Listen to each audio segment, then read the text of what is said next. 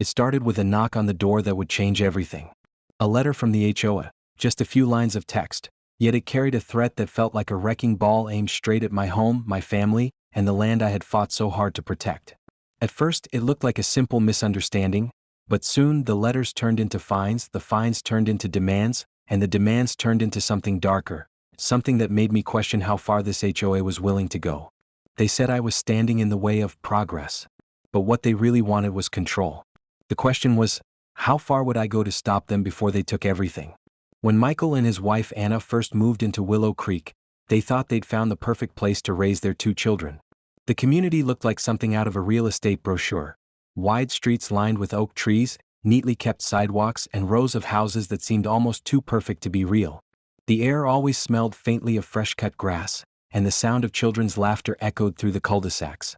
To Michael, a quiet engineer who valued peace more than anything, Willow Creek felt like a safe haven.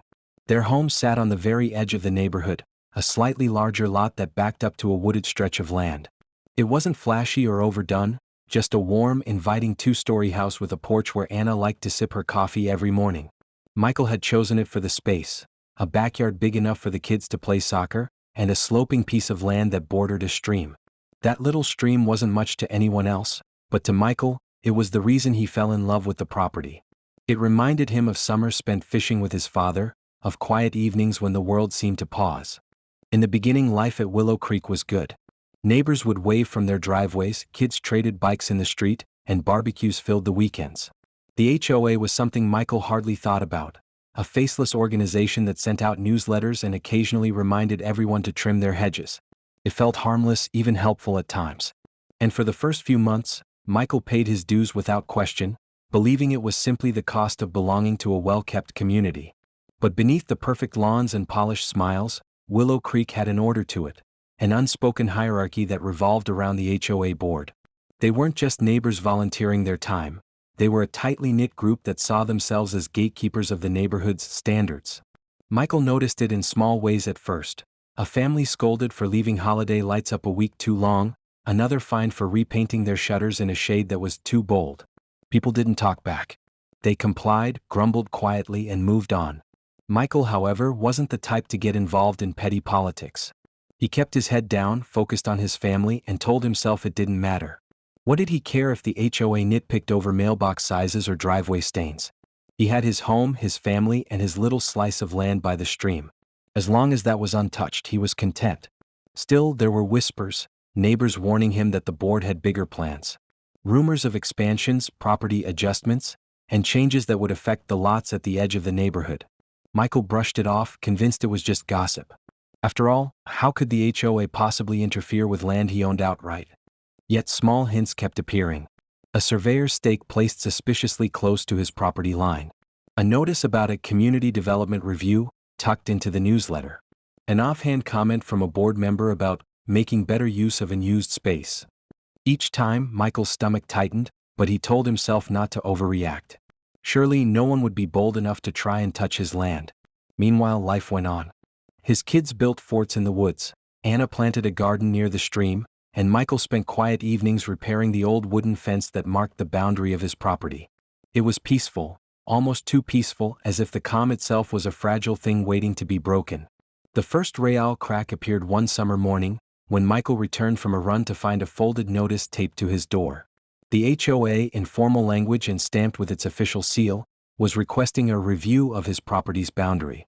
The tone was polite, but something in the wording chilled him. It wasn't a request, it was a signal. They were watching his land. Michael tried to shrug it off.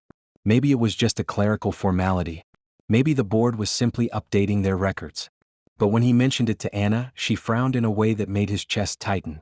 "They've been circling our lot for months now," she said softly. "Doesn't that bother you?" It did. More than he cared to admit. From that moment, Michael's view of Willow Creek shifted.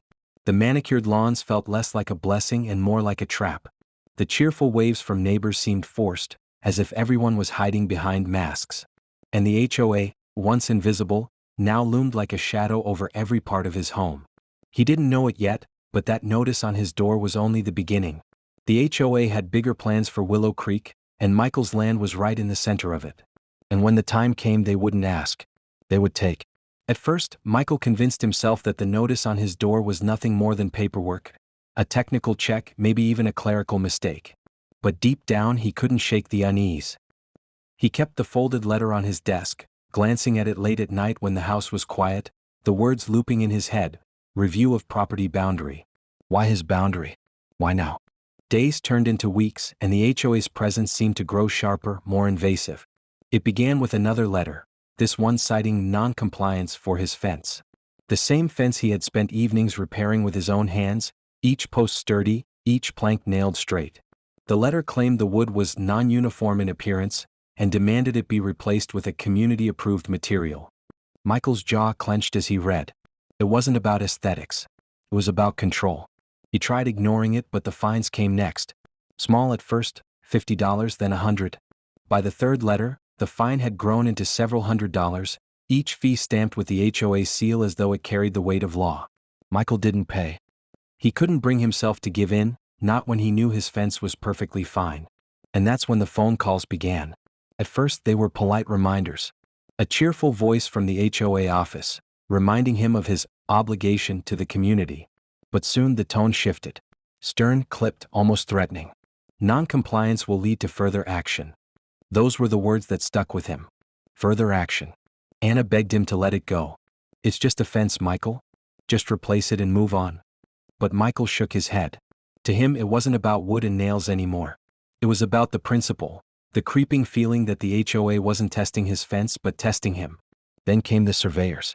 Strangers in neon vests appeared one morning, walking along the edge of his property with clipboards and measuring tape. Michael stormed outside, demanding to know what they were doing.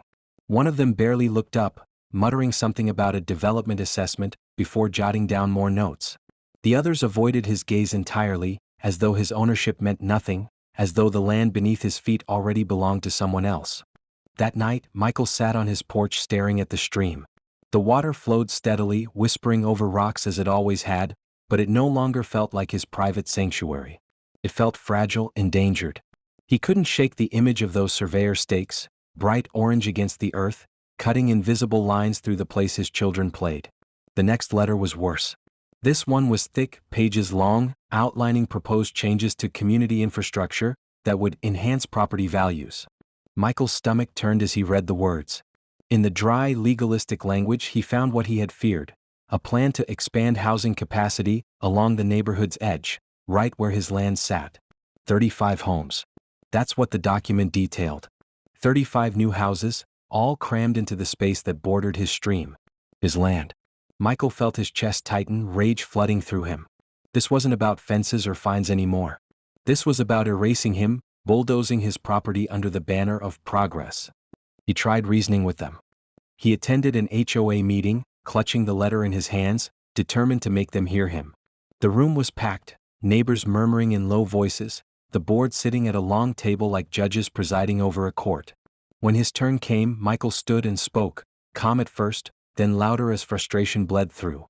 He explained that his land was not up for debate, that his property was legally deeded, that no expansion could move forward without his consent.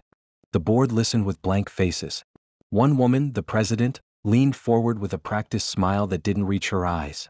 "We appreciate your passion, Mr. Harris," she said smoothly. "But we must always prioritize the good of the community." The good of the community. Those words landed like a slap. Neighbors avoided his eyes as he sat down, their silence screaming louder than words. In that moment, Michael realized he was alone. What followed was relentless. Notices about his lawn not being uniformly green. Complaints about his garbage cans being visible from the street, even when they weren't. Letters demanding repainting, re-landscaping, reformatting. Each violation came with a fine, each fine stacking higher, until the total ballooned into thousands of dollars. It was harassment disguised as procedure, a slow squeeze meant to break him down. Michael stopped sleeping. Nights stretched into restless hours, his mind racing with possibilities. What if they really could take his land? What if the board had connections, lawyers, loopholes? He spent evenings at his desk, combing through deeds, maps, legal documents, desperate to reassure himself that he was safe. But every reassurance was swallowed by doubt. Meanwhile, the surveyors kept coming. Stakes appeared deeper on his property. Heavy machinery idled nearby as though waiting for the signal to move. And always the letters. Always the fines. Always the pressure. The breaking point came one Saturday morning. Michael stepped outside to find that part of his fence had been torn down. Not by wind, not by accident. The posts had been ripped out, the boards stacked neatly on the grass as though mocking him. He felt his blood boil, fists clenching at his sides. Someone had crossed the line. Someone had invaded his land. When he called the HOA, the response was chillingly casual. "Your fence was in violation," the representative said flatly. "We removed the non-compliant sections for you." For him. The words echoed like poison. Anna found him that evening by the stream, staring into the water as though it might give him answers. His face was pale, his hands trembling. "They won't stop," he whispered. "No matter what I do, they won't stop." But beneath the exhaustion, something else flickered in his eyes, a spark of defiance. The next week, Michael began documenting everything. Every letter, every fine, every stake driven into his land. He took photos, logged dates, created a binder thick with evidence. If they wanted a fight, he would give them one. But the HOA was ahead of him. Another letter arrived, this one more threatening than all the rest. If he did not comply with their demands and settle his outstanding fines, the board would place a lien on his home. His home, the very roof over his family's head, was now being used as leverage. Michael felt cornered, trapped in a game he hadn't agreed to play. And yet, even as fear gnawed at him, determination hardened inside. They could push, they could threaten, but he would not bend. What he didn't realize was that the board had already made their move. Construction crews were scheduled. Blueprints were finalized. And in their eyes, his land was already gone. The stream that had once been his sanctuary now stood at the center of a battle that would consume everything. And Michael was about to discover just how far the HOA was willing to go to break him, and how far he would go to fight back. The morning it all came crashing down began like any other, deceptively quiet. Michael woke before dawn, the air heavy with the kind of stillness that feels more like a warning than a comfort. From his porch, he could see the stream glinting in the first light, calm, unbothered, as if unaware that its existence had become the center of a war. But down the street, the rumble of engines shattered the silence. Trucks. Heavy equipment. And then the sound of metal clanging against asphalt. Michael's stomach sank as he stepped into his yard. He saw them, construction crews lining up, workers in hard hats unloading machines, the HOA board standing nearby with clipboards like generals surveying a battlefield. His heart raced. This was it. They weren't waiting anymore. They weren't negotiating. They were moving in. He marched toward them, binder of evidence clutched under his arm, adrenaline coursing through his veins. "This is my property," he shouted, voice shaking with fury. "You have no right to be here." The HOA president turned, her smile thin, patronizing as though speaking to a child. "Mr. Harris," she said, loud enough for the crowd of gathered neighbors to hear, "we've given you every chance to comply. The community has voted. The development will proceed." Michael's hands trembled. Around him, neighbors whispered, their eyes darting between him and the board. Some sympathetic, others silent, most simply afraid. It was public humiliation, orchestrated perfectly. The board wasn't just taking his land, they were making an example of him. One of the workers started marking the ground with spray paint, neon lines slicing across the grass of his backyard. Michael's chest tightened. Each line felt like a scar, erasing his family's sanctuary, his children's playground, the memories he had built. Rage boiled over. "You step 1 foot further and you'll regret it," he said, his voice low, shaking not with fear but with a ferocity even he didn't recognize. The president's eyes narrowed. "Is that a threat, Mr. Harris?" she asked, her tone dripping with false innocence. "No," Michael shot back, his voice rising now, carrying over the hum of machinery. "It's a promise." The words hung in the air, heavier than the summer heat. For a moment, even the workers paused, glancing at each other, unsure whether to continue. But the HOA was relentless. Papers were waved. Legal jargon was shouted. The development, they claimed, had already been approved. They had the votes. They had the permits. They had the authority. Michael's heart pounded. They thought they had cornered him. They thought they had stripped him of every option. What they didn't know was that he had been preparing for this moment, gathering evidence, digging through records, piecing together the very thing that would shatter their illusion of power. He reached into his binder, pulling out a copy of his deed, crisp and highlighted, the legal description of his property unmistakable. He raised it high for everyone to see. "This land is mine," he declared, his voice breaking but strong. "And I have every right to defend it." The crowd murmured. The board members exchanged uneasy glances. The president tried to wave it off, insisting his deed was outdated, that the community's charter superseded it. But Michael had come prepared for that too. He flipped the page, revealing documents he'd dug up from county records, surveys, maps, stamped approvals that left no doubt. And then the final blow, a letter from a lawyer he'd quietly retained, citing specific laws that made the HOA's actions not just overreach but illegal. Gasps rippled through the neighbors. The workers hesitated again, their spray cans hanging uselessly in midair. For the first time, the board's composure cracked. But Michael wasn't finished. He stepped closer to the stream, pointing at it with a shaking hand. "This waterway is protected," he said. "Any attempt to build here is a violation of state environmental law. And I've already filed a complaint. If you so much as touch one stone, you'll be facing more than me, you'll be facing the state." The silence that followed was suffocating. The board president's smile had vanished, replaced by a rigid mask of panic. Neighbors whispered louder now, emboldened by the truth laid bare before them. And then, as if on cue, the first siren wailed in the distance. A county inspector's truck pulled up, dust swirling around its tires. The officer stepped out, clipboard in hand, and approached the scene with a grim expression. Michael's heart surged. He hadn't been sure the complaint would be acted on so quickly. But here it was, confirmation that his voice had been heard. The inspector asked a few questions, flipping through Michael's paperwork. Then he turned to the board, his tone cold, professional, unyielding. "Until this investigation is complete, all construction must cease immediately. Any continuation will result in fines and possible legal action." It was the board's turn to feel the squeeze. Their faces drained of color, their carefully constructed facade collapsing in front of everyone. The workers began packing up their equipment, grumbling under their breath. Neighbors stepped closer to Michael now, some clapping him on the back, others whispering words of support. For the first time in months, the tide had shifted. But the HOA president wasn't finished. Her voice cracked with fury as she shouted, "This isn't over, Harris. You can't fight progress forever. We'll find another way." Michael turned to her slowly, his eyes burning with the weight of months of torment, nights of fear, days of harassment. His voice was steady, almost calm. "You already lost," he said, "because you underestimated me. And you underestimated what a man will do to protect his home." The crowd erupted, some cheering, others simply stunned. The board, red-faced and humiliated, retreated in silence, their power stripped bare before the very people they once intimidated. Michael stood there, binder still in hand, heart pounding like a drum. He had faced them down, exposed their lies, and defended the land that meant everything to him. But even as the workers drove away and the neighbors dispersed, Michael knew this wasn't the end. The HOA might have been stopped today, but they would regroup. They would scheme. They would try again. And as he stood by the stream, watching the water flow as it always had, one thought crystallized in his mind. This battle had been won, but the war for his home was far from over.